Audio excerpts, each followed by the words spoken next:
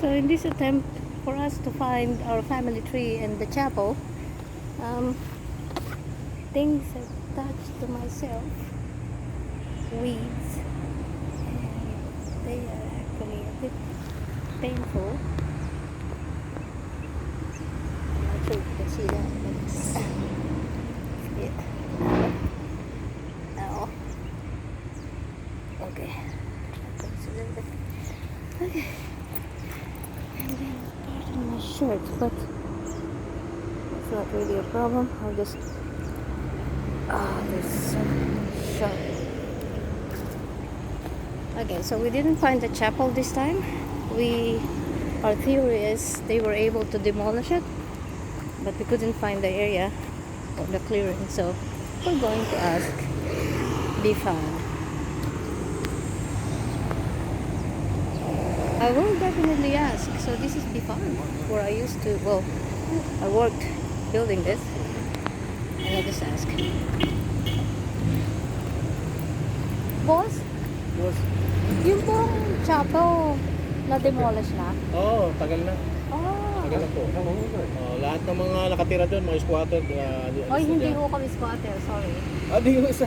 May mga squatter din daw dyan. nag-squat sa simbahan. Oo. So there May were pinali people sila. who squattered.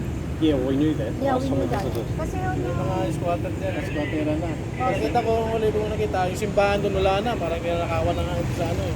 So several Kasi daw years na- ago ko kasi, bumalik kami dito. 2019 it was there. So it's Nandun been- pa yung simbahan. So binalikan namin ngayon. Wala Since na. 2019. Wala na nga. Ito, may bakod na nga, iba na rin. Oh. Dati nandun pa yung ano, may mga ano pa dyan eh. Yeah. Binago na nila. Binakura na nila yan ng Philippines. Doon na lang po kayo sa ano, sa Philippines kung saan nilipat ko. Ay, nilipat ba? Ayaw ko lang kung nilipat. He said it might have been moved. Oh yeah. Ayaw ko lang kung namo pa. Transfer. Hindi pa kasi. O, giniba. Alam mo naman lupa eh, binibenta ng ano yan eh.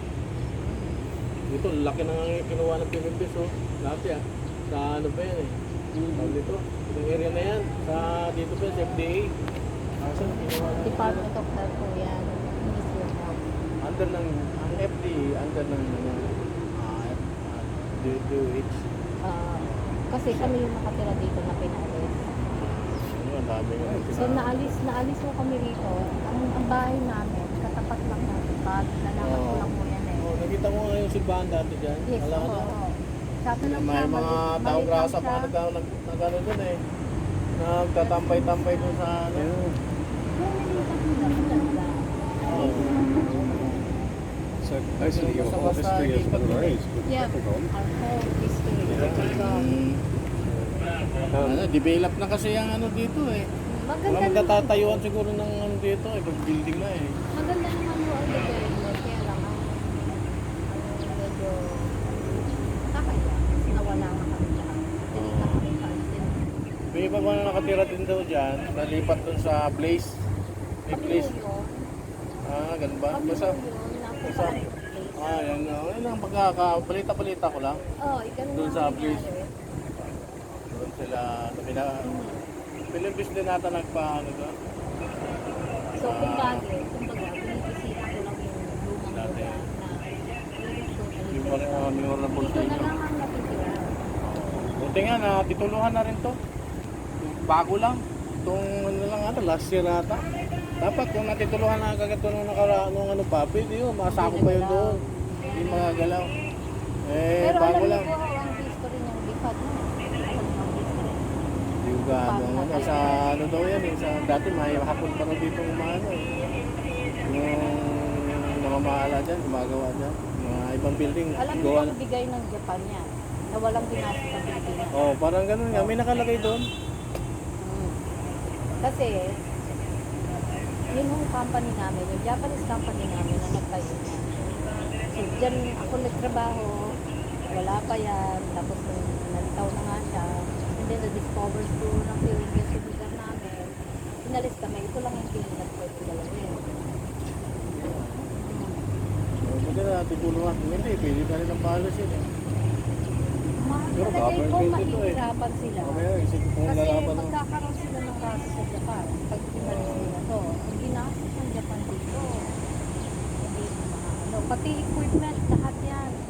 Kaya lang pagkatapos ng magawa namin, unti-unting nawawala yung mga gamit. Makikita mo, lumalakad yung po. Kasi kinukuha ng mga ano. Ano kaya? Taga saan po kayo? Cavite po ako. Cavite. Ako naman sa Alabang. Dito ko pinanganak. Dito ako lumaki. Dito na lang. Oo. Kaya pag uuwi ako. Dati daw dito, mga manggahan pa daw dito ano eh.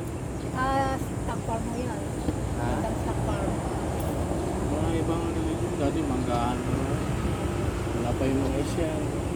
So, feeling ko pag uuwi, parang hindi ako mauwi kasi mawala. Yun na nga lang simbahan ng inaatake ko sa anak ko. Was still different there. That was Ay, iba na still, talaga. it was still a place. Oh, Yeah, yeah. He said that this area had been titled, so no one could occupy it. Ah, yeah. Fortunately, they didn't title this area, Ah, so they were able to do that. He's thinking that there might be something that they will do. yeah, yeah. Remember I was telling I wish you? it was consecrated ground, like unconsecrated. Yeah, yung nga rin yung iniisip ko kasi ang simbahan, parang meron lang ibang klaseng guides yun. Na dapat, muna yung church bago ka pero hindi natin yun. Wala kasi mga mayroon sa mga simbahan, hindi rin natin tutuluan din. Oh, we saw it maybe 4 years ago. Pretty nice.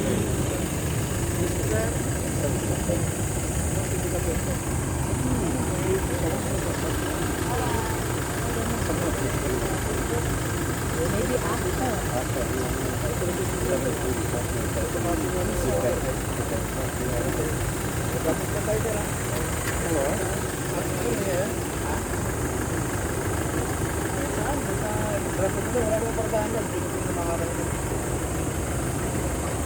Kanan po, ikot lang kasi one way. So ngayon, memory ko na lang ng aming alaba, kasi ko na lang tuloy. That's the only thing that I don't deserve. Ito na lang natitira mga palatandaan sa akin. Just Walang when wala na. trying to find the tree. Hinahanap ko pa ho yung puno ng akasya namin. At nanggaling pa kami doon sa kabila. Nilakad Parang namin may yun. ginagawa ng construction pa sa unahan ko eh. Hindi ko pa rin siya makita. Hopefully, masusunod na ulit.